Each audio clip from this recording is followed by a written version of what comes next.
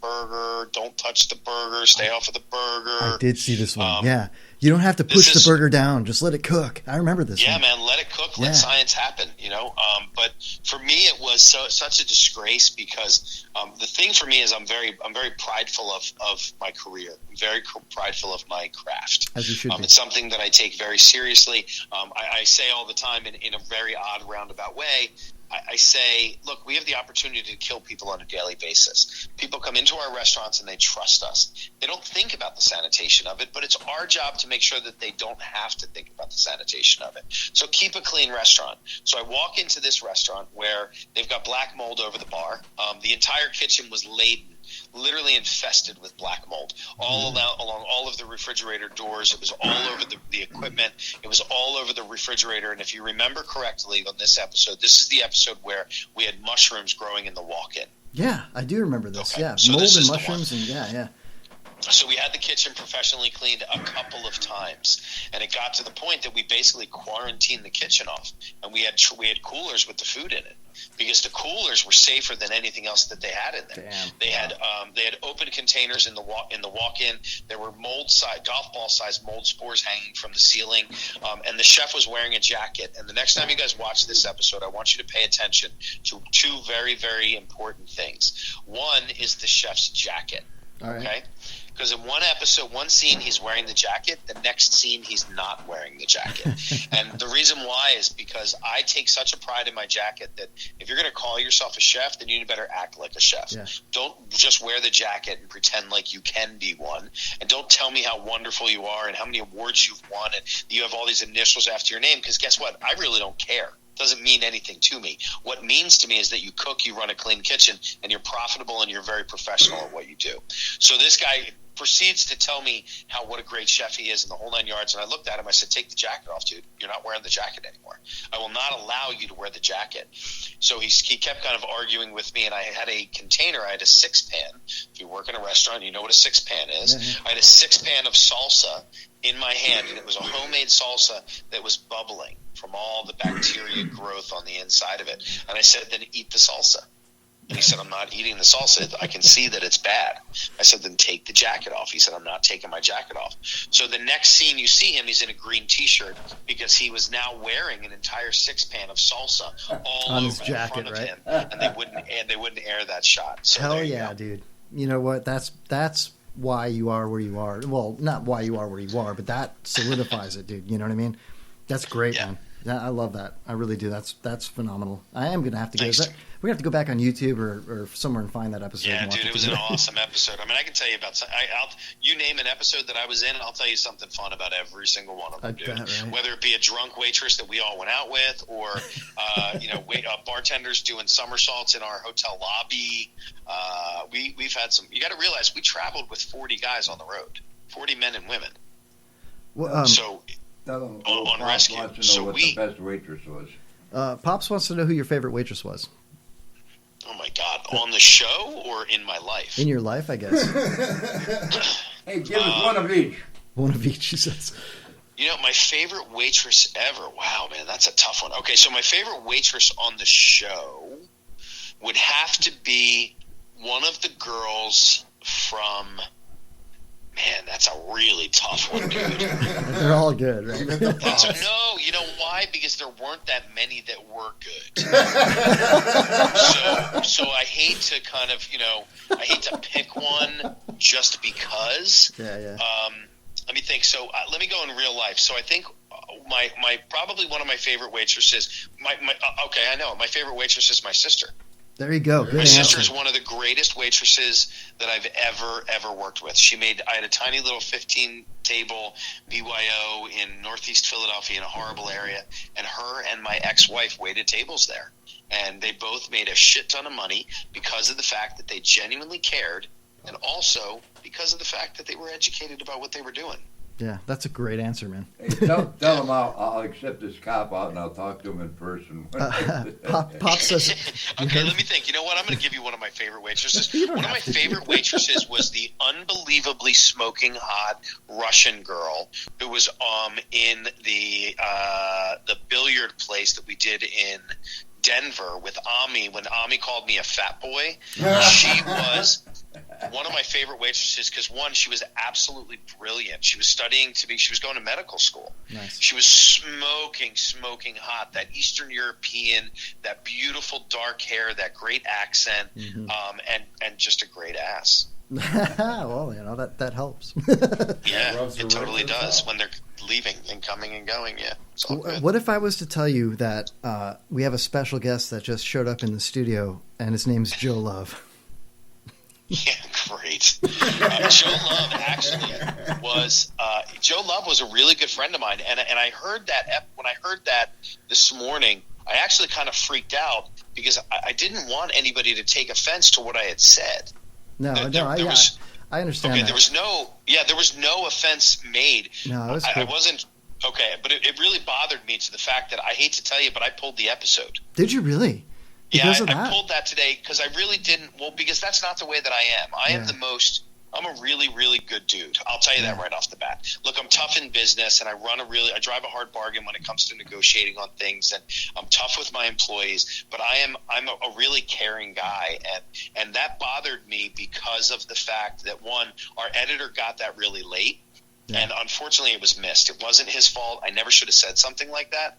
But it wasn't meant. I hope nobody took it as a derogatory thing. Absolutely not. No. Joe Love I hope he's still out there and rocking and rolling because he's a rock star, dude. Yeah. He was the coolest guy. He was like probably 19 or 20 years old. Really good looking guy, dressed really well, and man, he could talk to the ladies. And I loved working with him. No. And then the girl that I had gotten fired over is one of my dear friends. Yeah. And her name's Karen, and she's a beautiful, beautiful woman who I've been lucky enough to go out with and have fun with and drink with and sit in dive bars and throw shots back and play darts and pool. So that was a 2-minute segment that I was not happy about, just so you guys know. Understandable. Although, that being said, I listened to it in its entirety, and I thought, A, it was hilarious, and B, it was innocent. But I can understand your point of view and why you'd want to pull it. Makes perfect sense. In this, and here's the thing to say. And Russell and I really went back and forth on this. This was something because I called him last night at about 1:30 in the morning, and I was like, "Dude, we've got to pull this," because I'm not. I could see how somebody could take it as possibly being racist or something. Yeah. And that was not it at all. And I just didn't want. But the big thing for me wasn't even what was said. It was the fact that I used both of their full names. Yeah. And that's not fair to them. Exactly. So I apologize for saying his name. I didn't know you pulled it. Dude, rock and roll. No, his name is not actually Joe Love. Okay. That was his nickname. We called him Joe Love because Joe got more loving than any man I've ever met. He was like Tom Jones. He was like Tom Jones with a tan, man. Nice. Oh, that's fantastic, man. That really is. All right. Well, you know what? It's been a pleasure talking to you. We're running up on a hard break here in a minute, and we're going to start the third hour. If you want to stick around and listen, we're on Mixlr.com. We're going to have a band in here in a few minutes. Well, about 20 minutes. I know, I heard. That's awesome. These guys are hilarious. These kids, man, I'll tell you what, they're awesome. It's going to be a crazy... Hey, where are you guys located? We're in Newport Richey, Florida, just north of Tampa.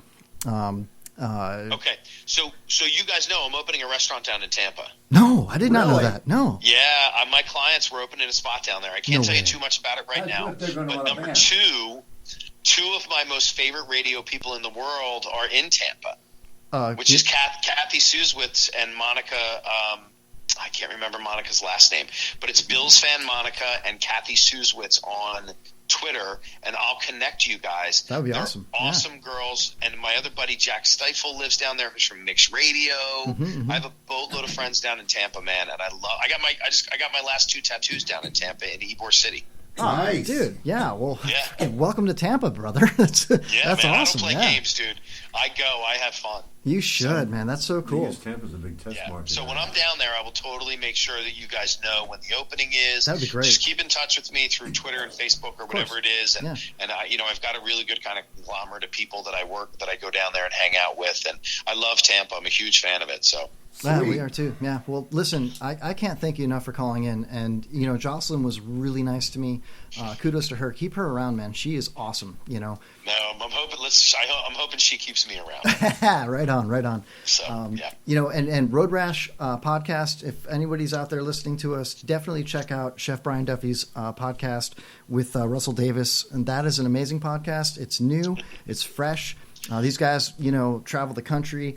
It's amazing to listen to it. The world, yeah. We're worldly, dude. We're worldly. Dude, I'm leaving for the Middle East in 4 weeks. Dude. Ooh, I'm sorry, man. No, don't be sorry. Just kidding. Change the world, I'm bro.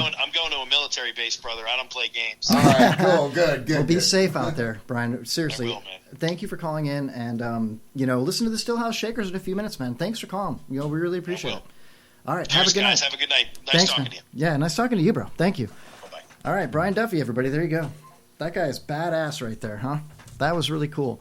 It's refreshing to see somebody in the industry that has progressed and moved so far away from a cook to a chef to a TV star to, just doing his own thing. You know what I mean? That's amazing. I'm sorry I interrupted, but Oh, I didn't interrupt nothing, Pops. You're fine, I hope man. it went okay. It's just we got so many mics going on at the same time. We have so many microphones going on at the same time. It's kind of tough in a little space, to hold the phone. And until we get a better board, Okay. that's how it's going to be. So, anyway, we got the Stillhouse Shakers here in a few minutes. We got Homeless Chuck said he was going to leave in the first hour. He's here to the beginning of the third hour because you know why? Because he's got nowhere to go because he's homeless. You look tired. Look at he's yawning. tired. He kind of looks He's like been working his ass off lately, man. He should be, Chuck. man. No. Chuck, you want a back rub before you go? Yeah, dude. Come on, man. Look at Chuck. He kind of looks like Joe Madden, the old Rays manager, the Cubs manager. He does. A little bit, bit. dude. Yeah. A little Joe Madden. He's got to get black rim glasses. Though, for that. Yeah, we got to hear. Put my nerd glasses on, dude. No, I'm all right. No, If he puts those on, he would He might- look like Joe Madden. he might pawn them. Honestly. Chuck, we love you, man. Yeah, we do. Thanks for sticking around. Yeah, I'm all right. Huh? This is a fucking vocabulary, fucking Encyclopedia Britannica on all these fucking rock stars and all that music shit. I didn't realize you knew anything, man. I thought you were Actually- a fucking dumb fucking No, Chuck's a smart guy. guy that was pissed off waiting on tables at fucking. Yeah, some other place. Put that mic up by yeah, Pops' head, You're man. fucking cool. No, he's every other word's the F word. I'm he can keep shit away from us. Yeah. We. Did I say that? We're Pops. going to discontinue It is that. recorded after all. I'll tell you what we're gonna do. Jay's got money. I'll give you the treasury report off the record. Off the we got record. $22 in the tank. All right. Of which we're I raising got $2 credit. Jay's got I got a look, but Jay's Jay's playing got full. more credit. You two guys have got big bills. Chuck's $950. Dude, I'm down. $13.50. $13.50. I think Damn. I should give Jay $5 back, and I'll keep my $5 in. So we'll have we'll have $17. Hold in, on a second, Pops. And we'll cancel you guys' debts. And 3 weeks ago. and then I'll keep track of the fucking, and it'll be a bucket thing. And it's fucking paid at the end of the fucking day, or you don't get the fuck out of here. Oh my God. 3 weeks So ago. now he's up to $20. Or else I'm going to turn the money over to somebody and they can take care of it. I don't want the responsibility of trying to collect money. All right, from calm two down. veterans. Turn his oxygen back on, man. It's Jesus full Christ. blast. What? Or turn it I didn't want down. this on podcast. Put your headphones on and you can hear me. Internal fucking business. Okay, well, 3 weeks ago, I he's mean, like, don't whatever talk you about guys- this internal we business. need to make a decision. Oh, okay. What's our decision going to be? Let's do it. Oh, new yeah, accountant. I'm just proposing. I mean, we got two options. You guys pay up and we continue as we're going, or I fire give you. Jay He's gonna quit. $5. How about I fire Pops and we split the bounty? Pops, you're done. I'm just kidding, Pops. We'll pay it up. We already. I ain't done. Hold I'm on. gonna take Listen, my whole listen. $5 back. You In guys all- We don't have play that credit with way. you. In all seriousness, okay, hear me out here. Jay, What? in all seriousness, put your headphones on. You'll freaking hear me, dude. Go on, don't be shy, okay? In all, Oh, you turned me off when you had. no, I turned your mic down. I didn't turn your headphones down. Listen, in all fairness, before you came in, before we started the show, Chuck and I had a private discussion with Jay, and we were talking about how we're going to divvy up the money. We're going to go to like the Dollar Tree or Dollar General or one of these cheap stores. We're going to buy a box of Ziploc bags. We're going to buy a bunch of toothbrushes, a bunch of toothpaste, a bunch of deodorant sticks, a bunch of granola bars, and we're going to make a whole bunch of little care packages, and we're going to distribute those to the homeless people. We're just going to keep them in our vehicles just so Yeah. when we see somebody that's in need, need. So we you can may kind of whip it back to them. So yeah, to speak, or you give may 'em a bag. think that we're sitting here just not paying up, but we actually were discussing it. We're discussing you know. where the funds are going. It's best. Yeah. We're going to put this to Now good it's use. embarrassing. Yeah. Now- The money's going to go to good use, and it's not like we're going to hand it to somebody that says willing to work for food, and they just beeline it to the 7-Eleven. Yeah, I don't want to do that. We're actually going to give them something where they can freshen up. You guys, feel like a human